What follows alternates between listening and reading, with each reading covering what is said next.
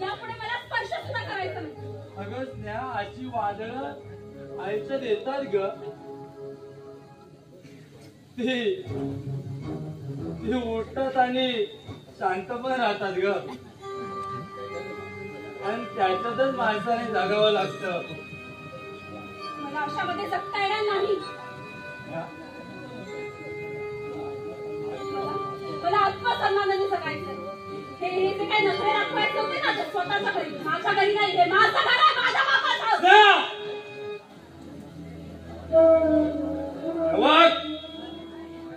माझा बाप मिळत ना 20 वर्ष झाली. समजलं काय?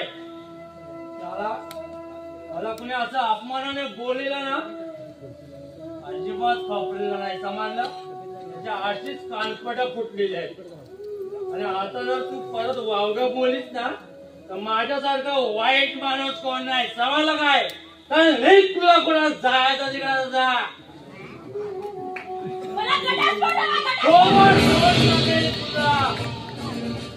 मला असं बोलीस ना, थोवाड फोन टाकेल.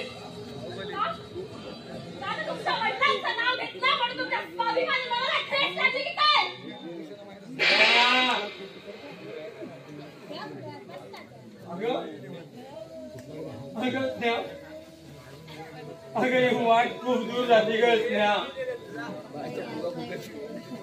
या अंधारलेल्या रात्री प्रकाशाची किरण दाखवणारी कोण असते ग स्नेहा.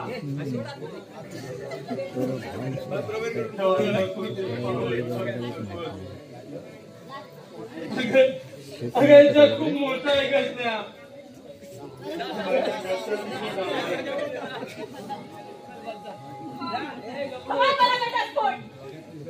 मला तुमच्या बरोबर संसार करता येणार नाही. स्नेहा, मला जड व्हायला लागलाय. अगं प्रेम आणि त्यागाच्या 2 गोष्टींचा अभाव आला ना, की अशी घटस्फोटाची भाषा चालू होते ग. आणि आता संसार संपतो.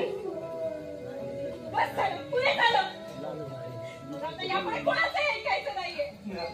मला घटस्फोट हवाय, घटस्फोट.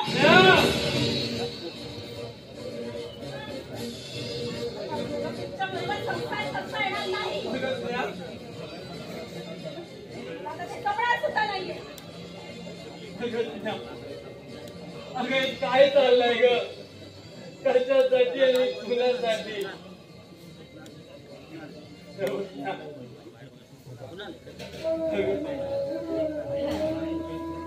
अगं घरातील मोठ्या लोकांचा विचार कर ग. आणि मग कठोर निर्णय घे. अगं घटस्फोट एक तोडगा आहे ग. त्या तोडगा आहे.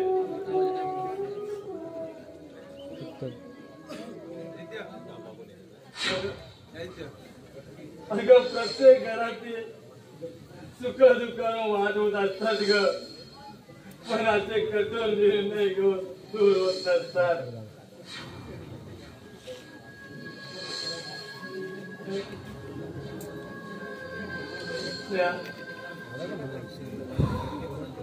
अगं घरात वीज होऊन जाते सुरू आणि पडतात.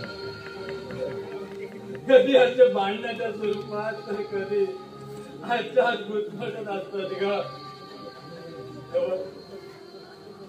अगं तू स्वतःला सावध. अगं नवऱ्याला बायकोची आणि बायकोला नवऱ्याची मला कुणाची गरज नाहीये. आणि तुमची तर नाहीच नाही. मी स्वतःहून तुम्हाला घटस्फोट देते. त्यामुळे तुमच्याकडून कोणती मागण्याची अपेक्षा करत नाही. मला ती नको आहे. अगं घटस्फोटाचा अर्थ तरी जाणून घे. अगं घट झाला आकार आहे. तो सगळं सामावून घेतो ग. आणि स्फोट तो सगळ्यात उद्ध्वस्त करतोस ना. उद्ध्वस्त करतो. मी तुम्हाला कोर्टातर्फे कागदपत्र पाठवली. आणि यापुढे या घरात प्रवेश करायचा नाही. मला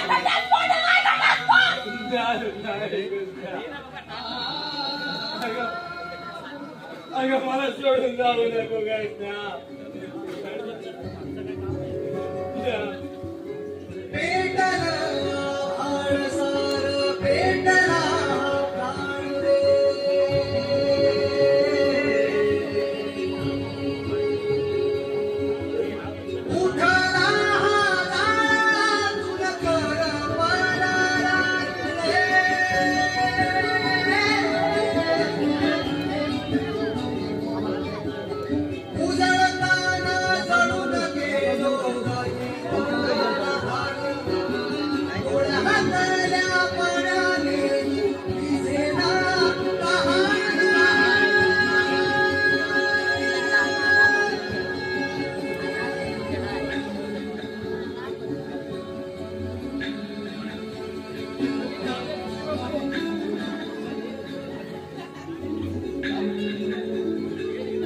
दूर दूर चालली